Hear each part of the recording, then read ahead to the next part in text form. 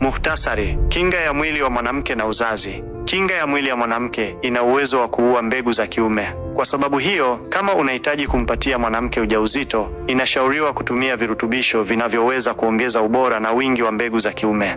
Kama una maswali mengine, usisite kuniuliza.